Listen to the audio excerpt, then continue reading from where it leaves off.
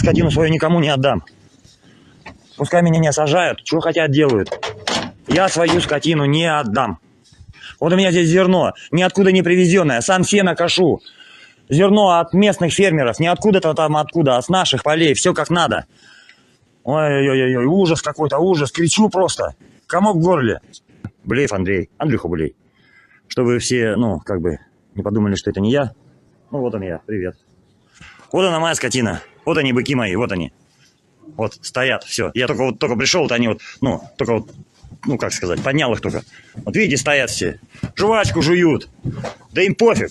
У них, смотрите, у них мука насыпана. Они ее не едят, потому что скот сытый, закормленный. Прям закормленный, скот такой стоит, понимаете? Начальник карантинного отдела Новосибирской ветеринарии Сергей Тур не просто умер. Его нашли мертвым вскоре после того, как именно его структура отдала приказ на массовое уничтожение частного скота в Сибири. По официальной версии, это трагедия без криминала. Сначала анонимные источники говорили о теле в машине с огнестрельным ранением и возможном самоубийстве. Затем в публичной плоскости история смягчилась до остановки сердца. Именно так формулирует смерть Тура региональные медиа со ссылкой на его супругу и ведомство. Жена прямо говорит, что это связано с работой, но детали не раскрывает. В этот момент важно помнить, чем он занимался. Его отдел организовывал карантин, ограничительные меры и изъятие животных у фермеров и владельцев подворий по всей Новосибирской области во время вспышек так называемого пастереллеза и бешенства. Именно через его подпись проходили решения, после которых у людей вывозили и убивали коров, лошадей, коз, свиней, зачастую под крики и попытки блокировать выезды.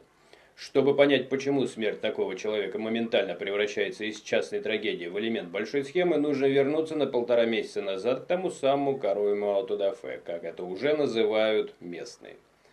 С начала марта в Новосибирской области у жителей начали массово изымать и забивать домашний скот под предлогом борьбы с опасным пастереллезом и бешенством. О чем региональные власти заявляли как о необходимости введения ЧС и жесткого карантина.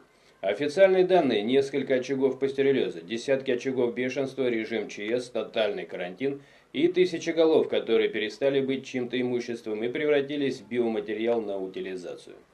Люди сопротивлялись. Фермеры выходили к своим дворам, вставали перед грузовиками, заявляли, что убьют сначала нас, а потом уже скот. Но ветеринарные бригады, полиция и чиновники давили решениями и процедурами.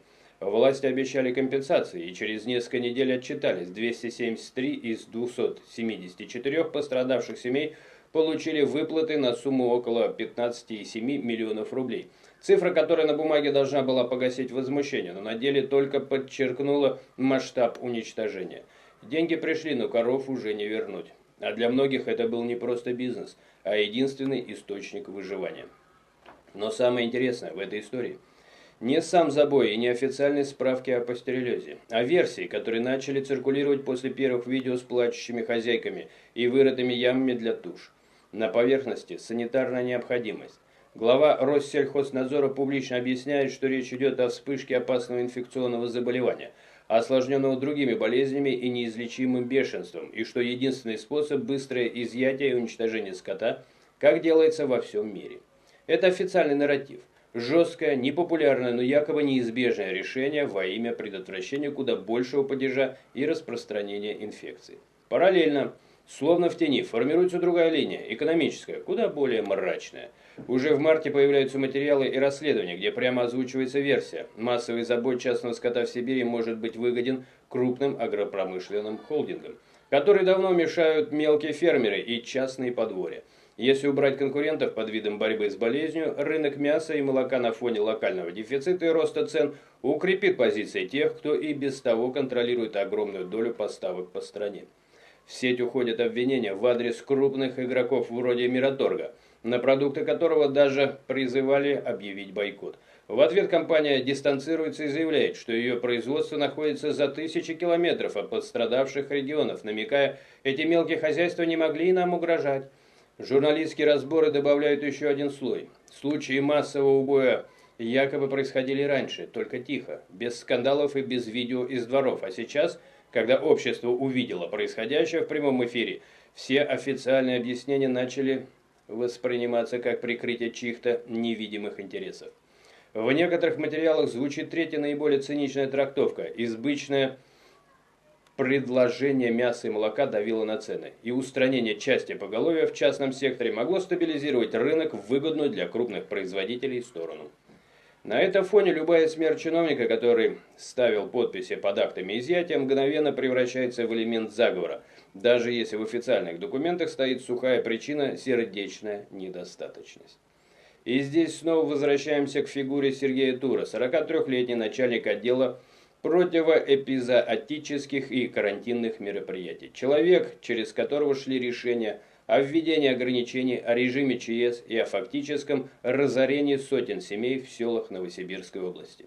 В отношении его отдела незадолго до смерти началась проверка, о чем писали региональные медиа со ссылкой на источники и правоохранительные органы. То есть система, которая сначала использовала его подпись, спустя время сама же развернулась внутрь и начала искать крайних. Под давлением скандала, протестов и вопросов о незаконности и обоснованности убоя. Теперь следствие официально озвучивает одну из версий – самоубийство, хотя параллельно распространяется спокойная формулировка о смерти без признаков криминала и проблемах с сердцем. Это классический разрыв нарратива на уровне протокола физиологии, на уровне утечек и первых сообщений оружия и намек на отчаяние, связанное с работой и проверками. Для зрителя картина складывается сама. Человек, который стал лицом непопулярного решения, оказывается в эпицентре давления сверху, со стороны силовиков и чиновников, и снизу, со стороны тех, у кого забирали все. Ваше ощущение, если оно у вас возникает, что самая реалистичная версия забоя скота – это уничтожение конкурентов, уже сейчас совпадает с той неофициальной, но очень настойчивой линией, которая звучит в расследованиях и аналитике. Важно другое. На уровне фактов пока нет прямых доказательств, которые бы юридически связали массовый убой с конкретными холдингами или бенефициарами. И есть косвенные признаки. Экономическая логика, динамика цен и набор интересантов, которые явно выигрывают от исчезновения частного сектора. В этой серой зоне и рождается сюжет, более похожий на криминальный триллер, чем на официальную хронику эпизоотии. Массовое уничтожение поголовья под зонтиком опасной инфекции. Протесты фермеров, запоздалые компенсации, проверки внутри ветеринарной системы и, наконец, смерть ключевого чиновника, который слишком вовремя закрывает один из возможных каналов вопросов.